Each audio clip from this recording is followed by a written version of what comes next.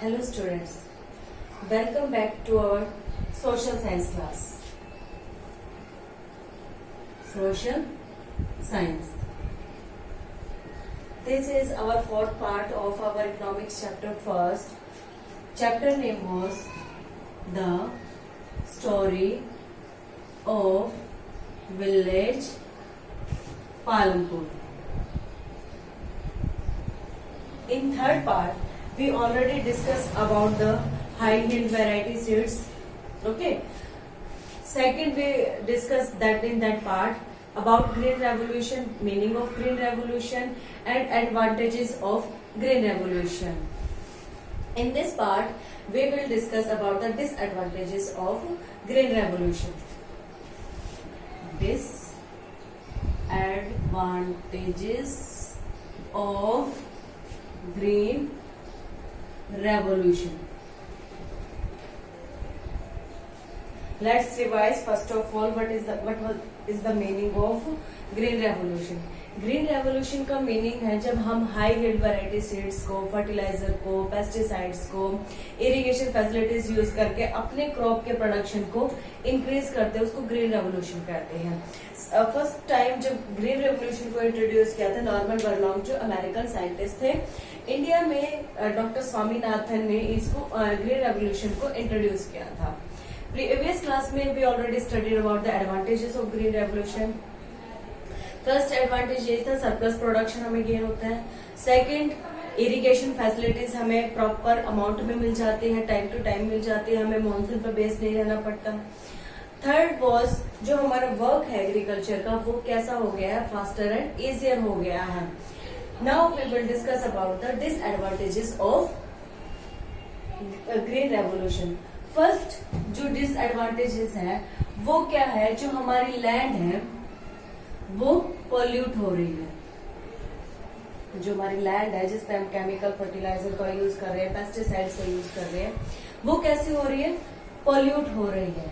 क्योंकि उसमें क्या हो रहे हैं, अनवांटेड जो केमिकल हैं वो यूज कर रहे हैं हम, जिससे जो उसकी हेल्पफुल जो बैक्टीरिया होते हैं जो उसकी फर्टिलिटी को, लैंड की फर्टिलिटी को इंक्रीज करने में हेल्प करते हैं, वो धीरे धीरे क्या होते जा रहे हैं, डिक्रीज होते जा रहे हैं. इसलिए क्या हो रही है, जो हमारी लैंड है पॉल्यूट होती जा रही है. धीरे धीरे जैसे टाइम पास होता चला जाएगा वो लैंड कैसी होती चली जाएगी, बैरन लैंड हो जाएगी, जिसपे जो हाई केमिकल है उनसे भी हम उस लैंड को फर्टिलाइज नहीं कर पाएंगे.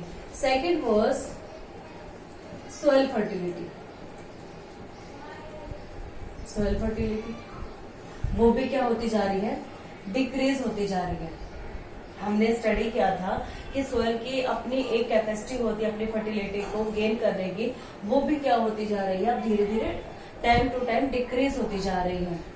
Third was ground level water. वो भी क्या होता जा रहा है, हमारा डिक्रीज होता जा रहा है. ये प्रीवियस क्लासेस में हम ऑलरेडी स्टडी कर चुके हैं. ठीक है, understood. I hope you understood all the students about the disadvantages of green revolution. Now we will discuss about the land distribution. In Palampur village, land distribution.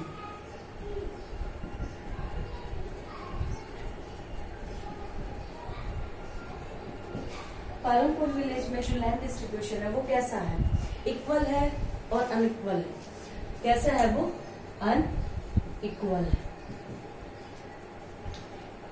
Palampur में यहाँ पर कैसे फार्मर मिलते हैं, first is landless farmer, second is small farmers, third is large farmers. Landless farmers कौन से होते हैं, जिनकी अपनी खुद की ऑन कोई भी लैंड नहीं होती. वो क्या करते हैं, जो स्मॉल फार्मर्स होते हैं और जो लार्ज फार्मर्स होते हैं उनके फील्ड में क्या करते हैं, एज अ लेबर वर्क करते हैं. ओके, स्मॉल फार्मर जिनके पास कुछ अमाउंट होता है, कुछ प्लॉट होते हैं लैंड के, जिसपे वो क्या करते हैं, अपने क्रॉप का प्रोडक्शन करते हैं। और सेकंड इंपॉर्टेंट पॉइंट क्या है, ये लेबर को भी हायर करते हैं, hire labour. Third is large farmer. Large farmer जिनको आप जमींदार भी बोलते हैं, जिनके पास क्या होता है, मोस्ट ऑफ अमाउंट क्या होती है, लैंड होती है, ठीक है। और ये भी क्या करते हैं, हायर करते हैं लेबर को। Understood? There are three type of farmers, क्योंकि जो हमारी लैंड है वो कैसी है, अनइक्वल है। लैंडलेस फार्मर वो होते हैं जिनकी अपनी कोई भी लैंड नहीं होती, they have no land to cultivate any crop. Second is small farmer, they have small amount of land, in that part they also hired labor to cultivate or harvest their crop. Next is large farmer. These farmer also hired labor for the production of crop. Next important point is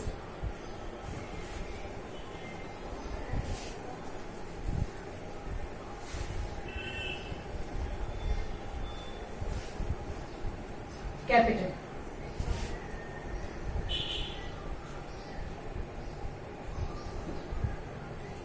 capital three parts में हमने divide किया था farmers को। First was landless, second was small farmer, third was large farmer.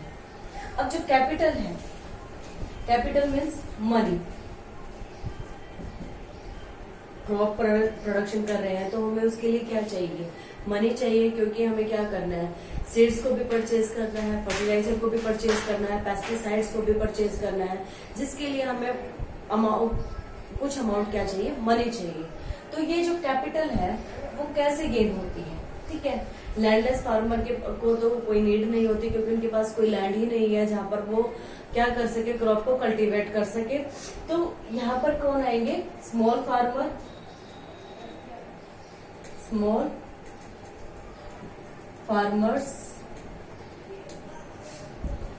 Second is large farmers. Understood? Small farmer क्या करेंगे, जो large farmers हैं उनसे क्या करेंगे, बोरो मनी, बोरो मनी, जिनका रेट क्या होगा, हाई इंटरेस्ट पे। ओके, स्मॉल फार्मर है वो क्या करेंगे, लार्ज फार्मर से क्या करेंगे, मनी को बोरो करेंगे, और जिसका रेट भी क्या होगा, हाई इंटरेस्ट होगा, ठीक है। जिसको टाइम टू टाइम वो किसको देंगे, लार्ज फार्मर को देंगे। लार्ज फार्मर कैसे, मनी कैपिटल होती है उसके पास क्या होती है, सेम मनी होती है। और सेकेंड इंपॉर्टेंट पॉइंट क्या है, जो वो स्मॉल फार्मर को मनी देते हैं उससे जो इंटरेस्ट मिल रहा है उससे भी क्या करते हैं, वो कैपिटल को इंक्रीज कर। अंडरस्टूड कि how the farmers gain their capital to cultivate any crop. There are two types of farmers, small farmer who borrow money from the large farmers and they borrow money on high interest.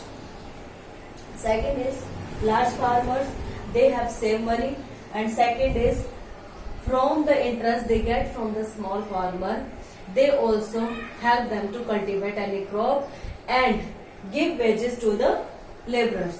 ठीक है, जो labours होते हैं उनको क्या मिलते हैं, wages लो मिलते हैं। सेकंड, उनको क्या मिलता है, वहां से कुछ अमाउंट में ग्रेन भी मिल जाता है।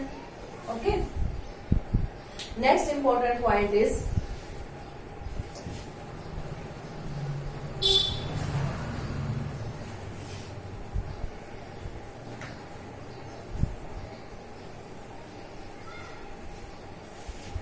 Non farming activities. हमने स्टडी किया था पालनपुर जो विलेज है उसमें क्या है, 2 टाइप्स की एक्टिविटी है। फार्मिंग और नॉन फार्मिंग। फार्मिंग एक्टिविटीज में हमने एग्रीकल्चर के रिगार्डिंग स्टडी किया है, अब हम स्टडी करेंगे non farming activities. Non farming activities, first is dairy, second is manufacturing,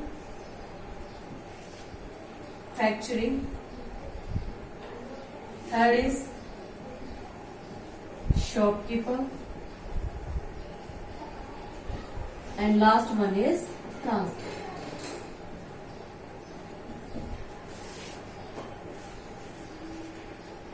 Dairy farming, animals को रियर किया जाता है टू गेट मिल्क प्रोड्यूस। जो भी मिल्क प्रोडक्शन होता है उसको क्या करते हैं, वो सेल करते हैं, ठीक है। जो भी मिल्क से बनी हुई चीजें होती हैं, चाहे वो घी हो, चीज हो, उसको क्या करते हैं, वो सेल करते हैं। Dairy farming, rear animal to get milk and sell the milk for their earning. Manufacturing में क्या किया जाता है, स्मॉल स्केल पे क्या होती है, फैक्ट्रीज होती हैं, ठीक है। जैसे क्या है कि अगर किसी भी एरिया में शुगर केन है तो शुगर केन से वो क्या करते हैं, जैगरी बनाते हैं, गुड़ बनाते हैं और उसको क्या करते हैं, मार्केट्स में सेल करते हैं। उससे भी क्या होती है, उनकी अर्निंग्स होती है। सेकेंड एग्जाम्पल हम क्या देखते हैं, जैसे पोटर्स होते हैं, क्ले का यूज करते हैं एज अ रॉ मटेरियल, उससे जो मटके बनते हैं, ठीक है, जो पॉट्स बनते हैं, उनको भी वो सेल करके क्या करते हैं, अर्निंग को गेन करते हैं।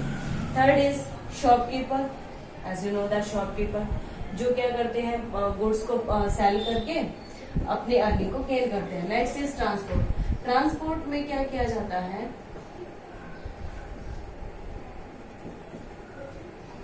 एक्सपोर्ट और इंपोर्ट किया जाता है। विलेज के जो भी गुड्स है, सर्विसेज हैं, उनको आउटसाइड सिटीज में एक्सपोर्ट किया जाता है और जो सिटी से जो भी गुड्स और सर्विसेज है उसको विलेजेस में इंपोर्ट किया जाता है।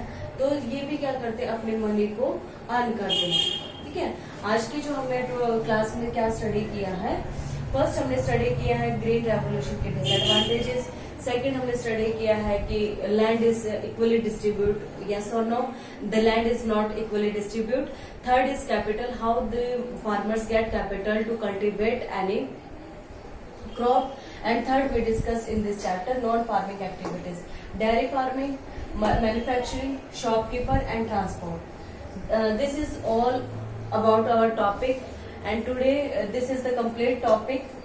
If you thank you and have a nice day.